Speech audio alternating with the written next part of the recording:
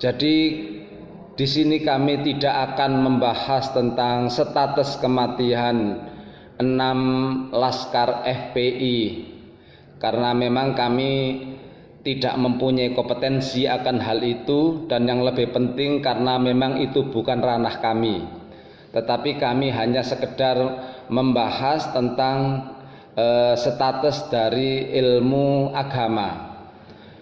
Ibu bapak sekalian, sebagaimana yang kita ketahui sampai saat ini kan masih silang pendapat.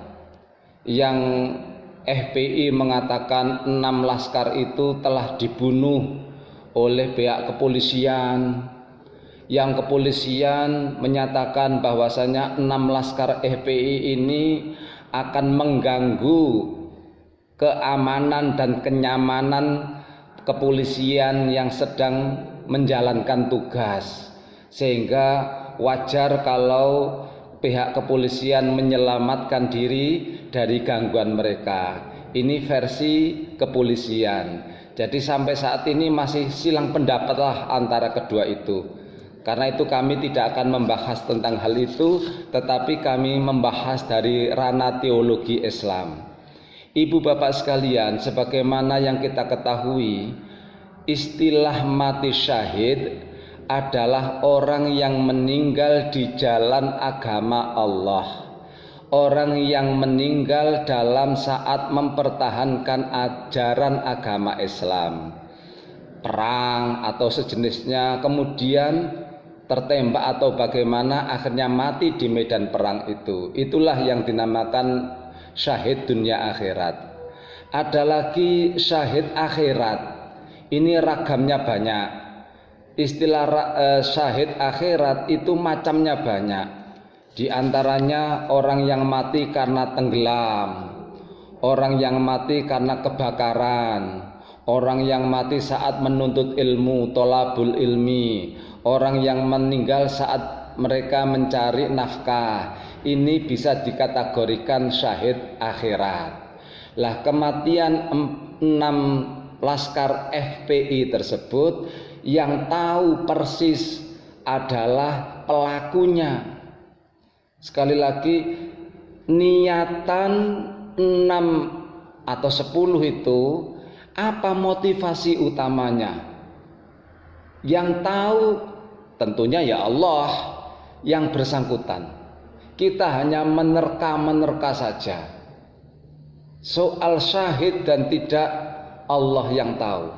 Tetapi yang jelas sebagai umat muslim, tidak wajar kita bila menjustis seseorang yang telah meninggal dunia dengan ungkapan-ungkapan yang kurang baik. Mati sangit, mati macam-macam itu kan didengar oleh orang lain itu kurang sedap didengar oleh jamaah yang lain. Mengapa demikian? Kita kembalikan kepada diri dan keluarga kita. Saat itu seandainya diri kita ataupun keluarga kita mati dengan hal yang sama, sementara orang lain menyebutnya orang itu mati dalam keadaan sangit, dalam keadaan sangit, dalam keadaan sangit. Bagaimana perasaan kita di saat keluarga kita mengalami seperti hal itu? Ayo coba kita renungkan ya. Seandainya itu menimpa naudzubillah pada keluarga kita, lantas orang lain menyebut si A, si B, si C, si E itu mati sangit itu, apa hati nurani kita apa ndak sakit mendapatkan kecaman seperti itu?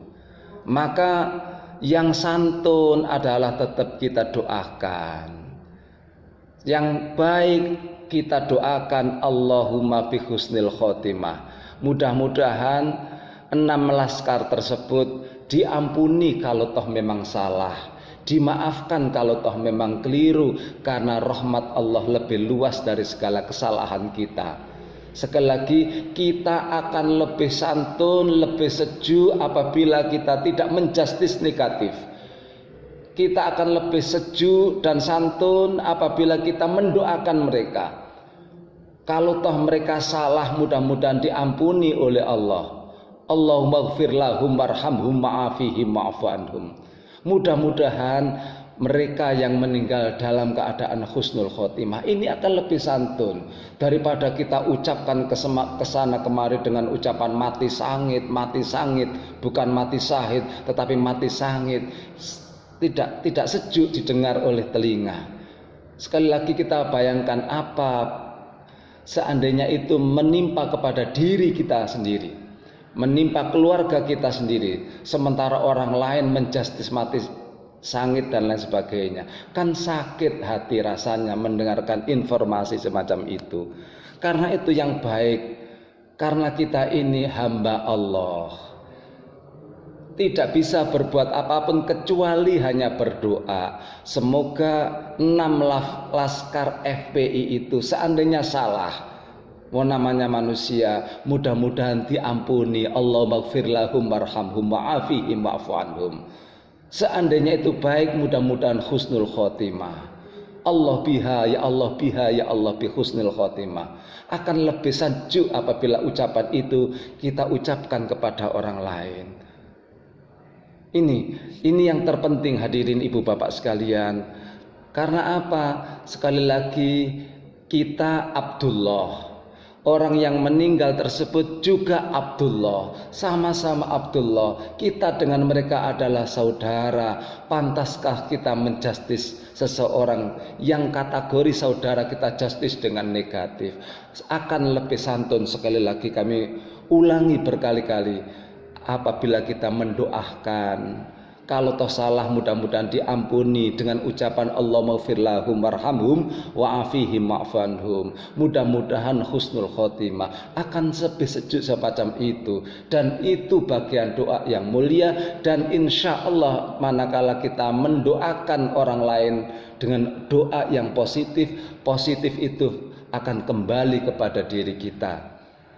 Yang terpenting mari pelajaran ini jangan sampai terulang kembalilah begitu, sehingga nyaman kita bernegara ini penuh dengan persaudaraan. Tapi kalau tiada hari tanpa mensiko, tiada hari tanpa peperangan, kayaknya kita ini tidak bisa bernafas lega lah begitu.